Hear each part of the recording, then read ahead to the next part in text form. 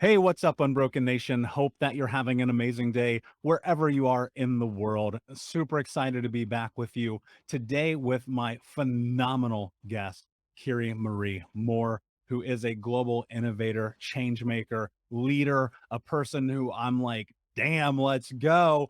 Kiri-Maree, how are you, my friend? What is going on? I am awesome, and thank you for that intro. I'm here on the Gold Coast, where I don't normally live in Australia. I'm usually in Sydney when I'm based at home, but I'm looking out at the beautiful water and enjoying every single breath of air that we get to have each day. I love it. That's beautiful. I Yeah. wish we could all spend a little bit more time having that moment of embracing the moment. Um, for those who don't know you, tell us a little bit about Mm. your background, what you have going on, and how you got to this moment here today. Yeah. So I've not always had the most perfect background, right? Like where you go, I want to be just like her. So let's just be clear on that, firstly. And because of that, and it was tricky and there was a lot of pain in it, I figured that I could either stay in that or try and work out why do some people, no matter what they're given, no matter what turns up, whether they're brought in an amazing environment where they have all the access to all education, amazing family life. Why do some of those make it, get amazing results, and then others don't? And then on the backflip of that, why do some that have nothing are able to still achieve a lot? And I worked for a long time with young people, and I loved it. We put on amazing programs, and it was awesome when I was there.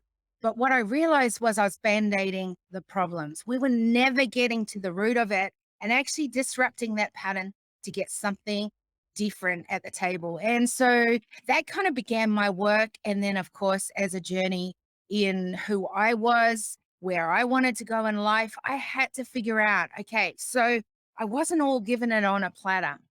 What do I do now to bring change? And that's kind of me.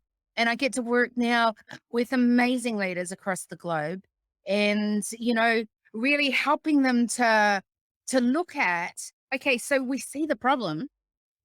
What is the solution that we can bring in? And I love working with pioneers and innovators and, cutting edge that are willing to do it different. Yeah, and I think doing it different is so required because getting us to the point that we're at right now in whatever capacity of life, community, social, obviously isn't working that well. But Yeah. I think that there's that phrase, dare to be different. And when I think and I hear Mhm. things like this, I always get tied up in this idea of how often fear paralyzes people. And this was my experience too. If I rewind my life 11, 12 years, on paper it looked great, but I was terrified of the potential that I had to be the person I am today. Now, the Michael sitting in front of you at this moment is the realization of a caricature of the idea of the person I thought I could be. Because one day I sat down and I wrote down, this is who I am. And I started moving towards that. But even in that, I had to face this immense amount of fear, knowing that our backgrounds often dictate our future. And I had to break through Yeah. that. I had to dare to, be different to create massive change in the world. But I had to start with me. What's it been like for you? Because I know everybody faces fear, and anytime I hear someone Yeah. say, "I'm not scared of anything," I go, "You're the most scared person I've ever met." So, how do you step into fear to become this moment where you're, like, creating and impacting change in your life and by proxy in the world? Yeah. So let's understand fear gripped my life for a long time. It was a huge play in how I turned up, what happened in life, what I didn't do, and what I did do. And so I knew I had to kind of master this. And it became something that I really focused in on to the point that one of the things I feared was failure. Because you got to understand when I failed, there were huge consequences to my failure. And so you began to build this sort of DNA in your body. I call it your decision DNA, that my default system was never to fail. So I became a perfectionist. I had everything right. It had to look a certain way. And that was where I got the control from it. So I had to learn if I was to grow and to be able to do the things that I get to do today, that I needed to learn to embrace failure. And that I thought that, okay, for a year, I'm going to embrace failure. That was my New Year's resolution. A year and a half later, I began to actually learn that failure was something that I could develop, something that I could learn from, and that they weren't failures. They were stepping stones in where I was to go next. And I think that has been my thing. When I learned that in such an area that had such a grip on my life, I realized if I could do that with those other areas that, lots of people say don't focus in on your weakest spots.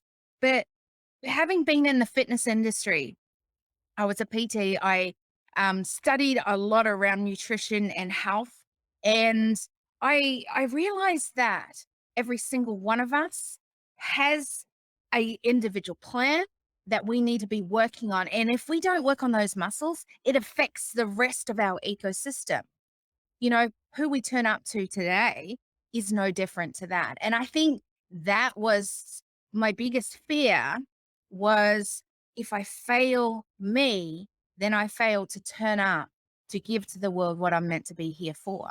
And, if there's any time that fear comes in my life, I go, what is it I need to now work on? I'm not as scared of it like I was. I'm not going, oh, I can't face it. I go, okay, let's face it. What do I need to do? What are the things I need to put in place to exercise that muscle so that that becomes now a strength in my ecosystem? It's really fascinating to me because I measure fear as data. You said stepping Yeah. stones. I think that can parlay. And when I'm looking at fear and failure, particularly, I go, look, you're gonna make mistakes. Yeah. And as a reformed control freak, let me tell you this, that, and I'm curious of your thoughts here. The most the most clear way I can describe what it's like to step into freedom is letting go of the things that I can't control and accepting the things that I can. And in doing that, Yeah. created this beautiful precedent for me to step into this understanding that, you know what, along this way, it's going to be bumpy. But often, what I find, and especially in coaching and speaking and traveling the world and doing a lot of things that I've done, there are people paralyzed by this idea of shame and guilt and judgment about the fear of failure, that someone else will see them trying and that they will fall and that people will point and laugh. So how does one navigate that aspect of really not only human consciousness but society? Yeah. And I think there's a lot to be said about the society in which we live in, right? And how that dictates, if you let it, our destination. And I think that it comes down to this thing. We have to know who we are, what we're about, and we need to get strong in that so that we can bring, and it doesn't matter what we bring to this world as long as it's adding value. And I think for me personally, when I was able to go, hey, this is not about what Michael's meant to do in life. It's not about what George is meant to do, Mary. This is what Kiri-Maree is meant to do. And when I could figure out what was that, and by the way, it's always evolving. It's never that I've reached my destination. But what I love about it is it gives me clarity and certainty in an unknown pathway forward. And that kind of excites me now. So, where things like fear in my default system became a thing that, you know, I was fearful because of failure. I was fearful because of if I did something wrong, that I would let someone else down. Those things now become kind of exciting for me. Okay, so what is it that I'm scared of?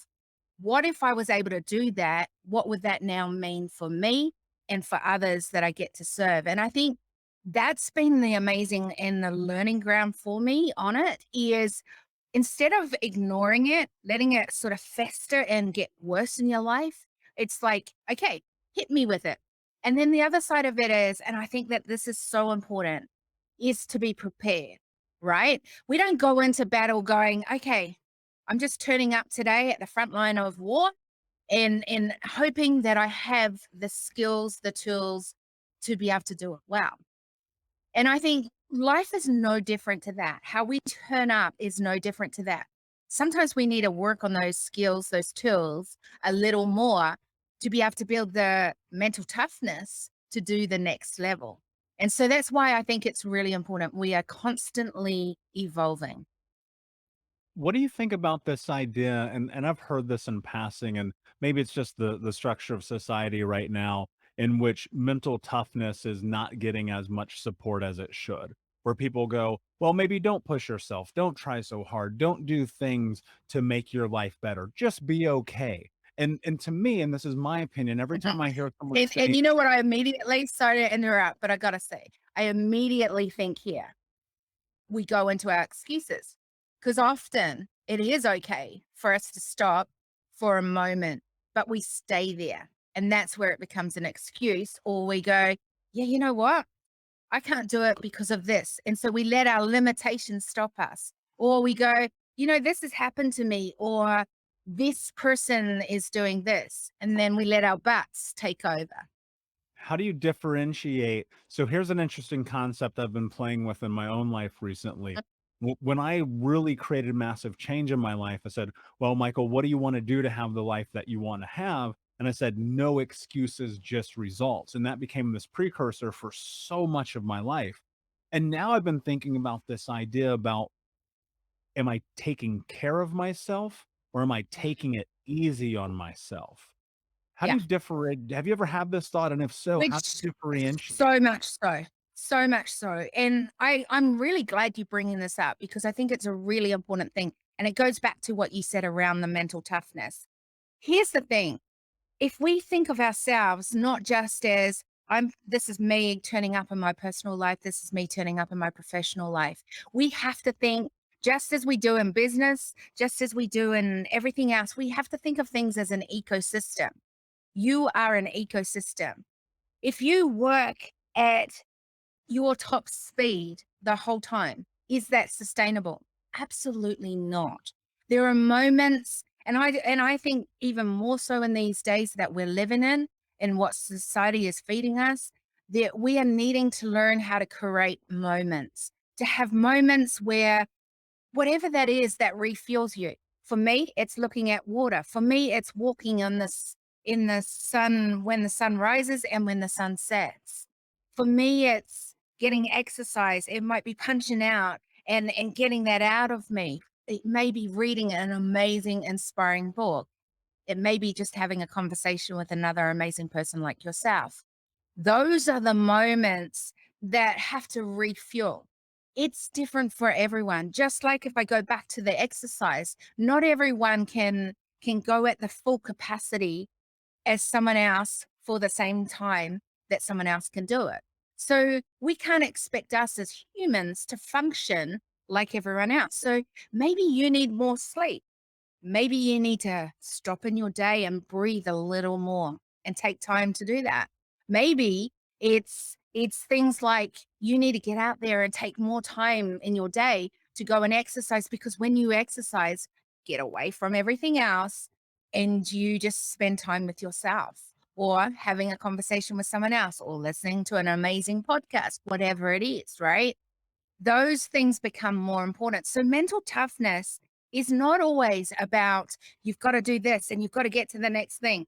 There is a discipline to it, and most people don't like discipline. I love it. I think it's a phenomenal thing to put into your ecosystem and your decision DNA.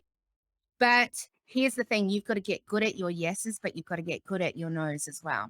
Yeah. And know what you're about and know what you're not about. And I think if we think about society and this kind of concept, we have been so used to life and everyone else and social media and things like that telling us what to do. We have to get and this is where I always talk about exercising your muscle of human intelligence. I believe the data we put in, how we do what we do with that data, and then the output of that data is your human intelligence. As humans, I believe we need to get smarter, and to think for ourselves and to strategically put some things in place that are going to help us as humans to turn up and be the best we're meant to be. No, that's not you. That's not everyone else. That's not what social media tells us. What are you meant to turn up today and be the best today? I love that. And one of the things that comes to mind here is when you think about the capacity that someone has to make meaning of who it is that they are, that's often Mhm. informed by the experiences that we've had. And if you believe it's true, which I do, that we are the sum total of all the experiences that we've had to this moment, then that would mean that everything that's ever happened in our moment in our life till right now makes us who we are. That said, there are some people who, when they're going through this human experience, they're coming into it being enmeshed, being groomed, having trauma, having abuse, Mhm. having all these things that thus create what I would dare call faulty programming. And then you're faced with this understanding of what your personal worth is based on someone else's narrative. And now you've Yeah. arrived at this moment in which someone sitting here listening to this right now will go, well, Kiri-Maree, that's all fine and good. Great. I've heard that a million times, but that thing happened to me, which now has forced me into this position where I'm Yeah. terrified to be the person I believe that I'm capable of. So, in understanding that and looking at that as a Yeah. data point of measure that leads you to this moment, how does one actually start to create change in their life in So, consideration of the so impact of the let's just be clear on this for a moment here, right? We all have a story. You've got a story. I've got a story. So, how we do that story, what that story looks like, is what patterns we put in place, the behaviors we now have, and then how we change that story going forward. And that sounds lovely, just like you said, but it's the truth is I can't change the past. I know, and I can speak so truly to things like that. I know what it's like to stand on that cliff and wanting to take my life because I don't want to go any further because life got so tough and it felt like there was no hope forward. I know what it was like facing hospital and told that you're never going to live another day. I know what that feeling is like. I know that moment when you think there is nothing that I want to live for. I don't want to take another breath. I don't want to do anything else. That is that moment that you go, I'm here, recognize it, but do I want to stay here? Is this serving me? And here's the thing that I had to learn. I call it a crossroad in life. I can choose to keep doing my old story. Is that serving me? Is that going to get me where I want to be? So here's the thing. Often when it is at your lowest point, you are not able to do it for yourself. So I had to do it for someone else. And I believed at the point that and I've had a few crossroad moments, trust me, in my life. But at the time that I started, because it's a journey, and I think we have to be clear on this, it doesn't mean that, oh, overnight, I've got it sorted. I'm now going to head this way. It is a journey. And if you are at the rock bottom of the rock bottom, that journey is tough because you got to get through all those rocks and boulders and the things that are, you know, have been the things that have been the challenges. And I want to encourage you that the road does get easier. I look at my life now and I'm so grateful that I get to live. And the reason I get excited that I get to take a breath every day. I get excited that I get to live every day. I get excited that even though some days, and by the way, we're in isolation right now, um, there is like this continuous every day doing the same groundhog thing. I go, but I get to do that because there was a time in life where I hit one of those crossroads where I was choosing not to do that. So if I go back into where it was tough, those tough moments, I got drivers, I got things that I couldn't do it for myself. I had always promised myself, Michael, that even when I had no children, that if I was ever to have children, they were never, ever gonna go through anything that I did in my life. I promised that to myself. And so in that moment when there was a crossroad and I had children at that time, I would go, I can't do this for me. but I want a better life for my children. And I said I wouldn't do this for my kids. I'm going to be true on that promise. And that pulled me out. Or the moment when, as a young girl, I had already been through horrific things before I'd hit at this time where I could consciously make a decision. And I go, okay, I could have been dead any of those 16 years beforehand. I'm not, you know.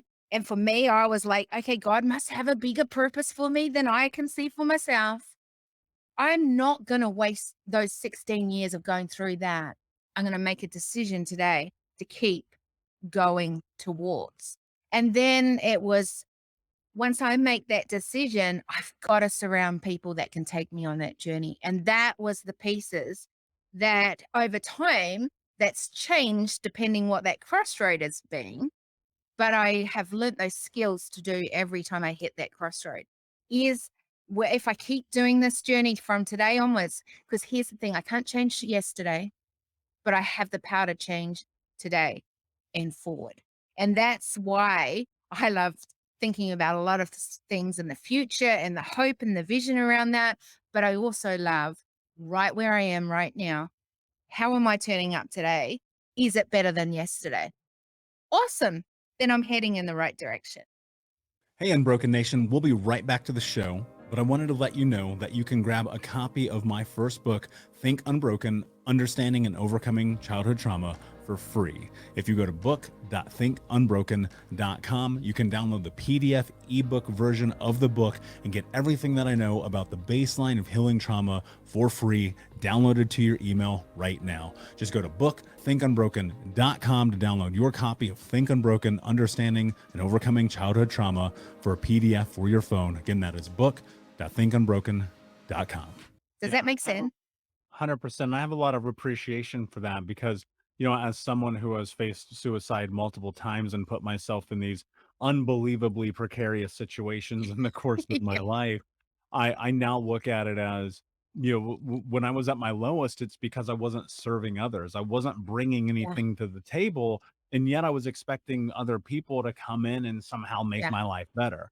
And I was, and I look at that, and I think there was a period of time in which you do have to do a lot of personal work, development, call it therapy, Totally. journaling, whatever that But is. Michael, don't But you still have to do that now? oh, Like, I'm 100%. still Yeah, working absolutely. on me. I'm still growing. Yesterday, I spent probably 4 hours with amazing global leaders, and basically I felt like I was in therapy in both sessions, Yeah, and I right? don't think we stop. I think I have this theory, and it's that when you decide that you've reached the apex of what your capability is, that's when you die. And I don't Mm. believe that I will ever do that. I'm not saying I will live forever. I mean, that would be ideal, then we can make more impact in the world. Have you got the skills for that? Have you? I'm working on it, and so what will happen though instead is I think about every single day, how can I make granular and microscopic shifts and changes to project me forward? And I'm not saying necessarily I'll be better or worse yesterday versus today, but I'm thinking about today right now in this moment, like what can I do that matters? Not only Can I ask necessarily a to me, question? but to my mission. Yeah, absolutely. Why do you say that you won't necessarily be better today than yesterday? So a better might be that I just turned up today, even though I'm going through tough times, and turning up might mean that I got through today. Sure, because I think that the way that I've begun to think about my life is in terms of macro goals. So I celebrate my Mm, micro wins. I celebrate my micro wins every day. I go, great job, went to the gym, great job, ate healthy, yeah. great job, did something that mattered. But I don't necessarily measure that as a data point of better. What I'm thinking about is the long-term macro goal of ending generational trauma in my lifetime. And I go, when I do that, then my day will be better. Right? So it's just it's interpretation. I don't think it's necessarily better. But see, that's the reason I wanted to bring that up was because that's exactly it, right?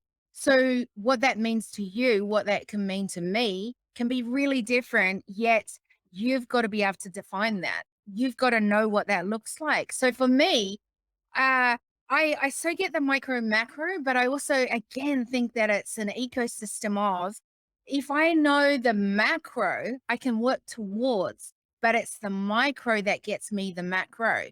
And I think that that's the important piece, is that if I can know that, hey, I've done what I meant to do, went for my walk this morning, had a quiet time, did my gratefulness space this morning, I know that I'm going to be more effective. And if I'm being more effective, it doesn't matter if I'm speaking on a stage. It doesn't matter if I'm in a podcast. It doesn't matter if I'm just at home with my kids.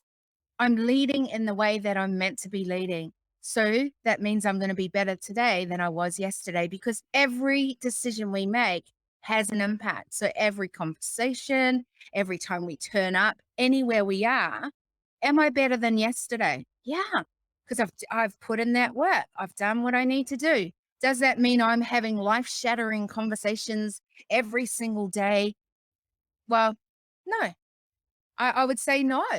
Although probably in my world, it's been a lot of those lately because of what's happening across the globe. But uh, you know, reality is you've got to know that even when, I don't know, when you're not feeling like, and I think this is what I'm trying to say, is when you're not feeling that you're doing it, when you're not feeling you've met or you've changed, the fact that you're knowing that you're wanting to change, you've got an awareness around it, and you want to own that, that's a huge change from yesterday, right?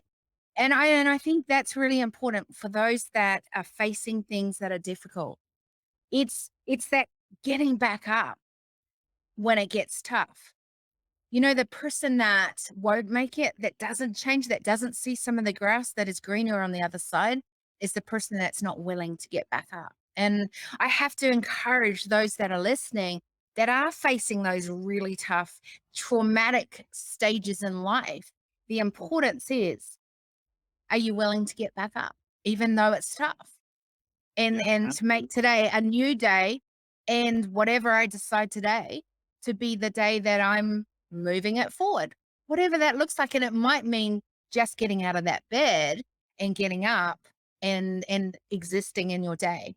Kudos, because I know when it's tough, I didn't want to do that. I didn't want to get Yeah. back up. 100%. And, I think like in the context of this conversation, you asked me that question 12 years ago, better would have been Mm, like, I took a shower today for real. exactly, Right. right? And so I think that life is very progressive. And so the measurement, and here's such a Yeah, great point. I really want people to understand this and take this away from today. The way that other people interpret the world has nothing to do about the way that you interpret the yeah. world. We must be the ones who make meaning. Now, thinking about this idea of macro and micro, if what Mm. is your macro? Because I know you have some things that you're working on that are beautiful, that are big, that are grandiose, that are in fact probably even scary at times. What is the Yeah, macro goal for you? What does when you life talked look about fear, I go, well, when you talked about fear, I go, I've got some fear. And the fear is the bigger picture because, okay, just to put some context around it, I'm a major introvert. I am not someone that goes, hey, I want to be leading, I want to be out there. But I also have a story that has helped many people. And because of it, I've learned skills and things that can help really change where you are now to where you want to go. So for me, that has just grown over the years. And my bigger picture is really, what if we made decisions at the decision table and we looked at it through the lens of humanity as stakeholders? I know that's big. And it's like, what does she even mean by that? All I mean is humanity is Michael, you and I. Stakeholders mean, well, what is the result we want? What is that impact that we want to bring? What is the growth that we want to see? And, when I look at the global landscape, that's just what you're doing over there, what I'm doing over here. That's what someone else is doing over there. How can we bring that change? And I believe it's when we make decisions at any table, whether you're at a table where you're just trying to figure out, what is it I'm going to do next? What is that job I want? Or who is that I need to connect with? That we are making decisions that are going to add value to humanity going forward, not take away from. And I keep believing that if everyone does that, that's how we're going to change the culture. So you talked about it earlier about society. We don't need to look very far to see division. We don't need to look very far to see humans not being that nice to each other, or humans making decisions that are affecting, and there's consequences, as many of the people that listen to you will know.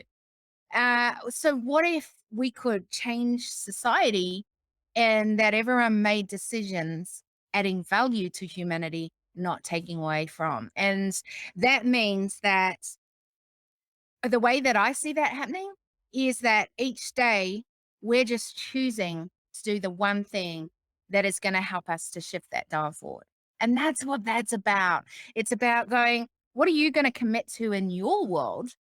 What am I going to commit to in my world to help do that? And, you know, the thing that I can do is help amazing leaders who have their communities to narrow that gap from seeing a problem to actually now being able to deliver a solution.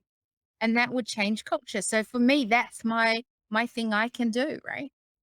Yeah, and I love that, and what comes to mind in this is I think about all the incredible human beings I've met, and Mhm. how so many of them have a voice, and messages, and missions, and yet they talk from the sidelines, and they're not willing to step up for whatever reason, and this isn't a cast of judgment, but what I'm always thinking about is how do we get Yeah. more people to be leaders? Yeah. So I think you say a couple of interesting things, and that's a huge part of what I do is give voice to humanity. It's come from my background. I was that girl that didn't have a voice, and if the humans around me had given me a voice, oh my gosh, I think I would have just been such a different person, and my journey would have been such a different person. But in saying that, what I learned from those times was a resilience, was that mental toughness, was this ability to look for a solution even though there didn't feel like there was one. And I think that, you say about giving voice. One of the things is we have to know that we've got a voice. And that's why I say it goes back to us as an individual. Well, what is it that you can bring? Do you know your voice can be as simple is just I'm willing to connect with a friend every day and just tell them I care. Do you know that could make a real difference in someone's life? That's going to add value, right? So we can do this no matter at what stage we're at. And it could be, okay, I'm going to choose that today I'm going to connect with another business owner and just check in on them and make sure they're doing okay. It could be something as simple as that. It's whatever's in your hands. Uh, and I think that that's where we've got to come back to going, how do we give voice? We are willing to step into it ourselves. We're willing to reach out. Now, if you've got platforms, I believe that responsibility is even bigger. It's to use your platform to give voice. And it goes back to, Michael, what you said earlier that, we've got to do a lot of work on ourselves. You cannot be telling the world things that you're still really dealing with. So, the reason I can talk about anything and everything of my past now, there was not always a time that I could do that, right? Is because I did the hard work. But I do it now because not because I want people to feel sorry for me, not because I want, oh, she's amazing. She's done this because of this. No, because I want you to realize that when you have a voice and a platform, there's a responsibility because maybe you're that person at this moment that feels you don't have a voice, that today is really tough. I want to say to you, get back up, get surrounded by people that can help you and to take you where you need to go. And when you have that moment in your day, even no matter how tough it is, reach out to someone that you could just care for. Just say, hey, mate, I was wondering how you are. What are you doing today? Are you okay? Because you don't know how much you reaching out to someone else will mean to someone else. And by the way, when you're starting to help other people, it starts making you go, oh, well, this feels pretty good, doesn't it? Being able to help someone else, to be able to use my voice to bring some change. That's what it's about. And it doesn't matter. Again, this goes back to capacity. It doesn't matter at what stage you're at. I believe every single one of us can be grateful for one thing in our life, if not more, Yeah, that's and powerful. show There's so much. gratefulness and have something in our hands to give, no matter where we're at. Yeah, there's so much truth to that. One of the things that I'm contemplating as we're having this conversation is looking at the state of the current world. And I recognize that there are certain shifts happening societally where some people are closing down, some people are opening up, and some people are ostracized, some people are getting back to reality. And we spent, and I will say this, I don't think we fully understand the ramifications of what the last year and now moving Mm, into almost 2 years is going to be. I do think they're going to be incredibly detrimental to communication as a whole, to interaction as a whole, to things. And look, this is not to be political or anything like that, but instead to think about as we move to or towards some sense of normality, how do we expedite a shift around coming back together as a communal species in consideration that the very thing that makes us humans has been stripped from us for so long? yeah. So I think we have to. So that's beautiful, and what I love about that is that it creates an awareness, and I think that's where it starts. We've got to create this awareness of, okay, so how is it different? What does that need to look like going forward? I think we need to have different conversations. The old conversation isn't always going to get us to where we want to go in the future, and by the way, that conversation means that we need to have different people at the table.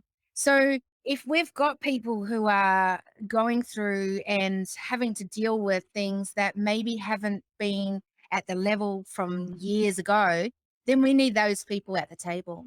And and I think it's, how do we do that going forward? We need to do it as little little communities, and then those communities need to come together with other communities. We have got to stop this division that's happening across the world. It's almost like it's cool to be a minority right now, but we don't want minorities. We want humanity at the table. And when we have a conversation at that table, we need to look at it. And this is where I come back to all everything that I'm about this to this day is, if we are about humanity as stakeholders, that means when we come to that table, the first thing we're coming there as is a human. You're bringing your distinctions. So those differences, the things we need to hear, we need to see, we need to have a conversation around. You're bringing that to the table, but the first priority at that table is the human race.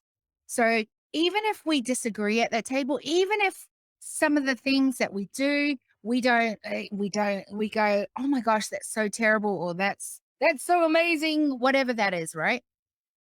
We actually sit at that table and we go, okay, the most important thing is we want to see and have one outcome that we know that we're adding value to human race. And I think that's where we've got to go back to is, okay, in your community, what is one thing, knowing that it's tougher now than it was before, knowing that there are more people struggling right now than ever before, knowing that things behind the scene, because of the tension, the stresses that people are dealing with, it's bringing more trauma into a lot of homes at this moment compared to what it was even before. Knowing this, how do we now do one thing that we can all agree on to keep moving it forward? And that is how we're going to change it. It's not going to the table going, there's our 50 million lists of things that we need changing, getting all the people that agree with you on that. It is, we have got to get the humans back together, working together, going, how can we keep improving the human race so that not only you are succeeding, I'm succeeding, everyone else down that road, that pathway is succeeding too.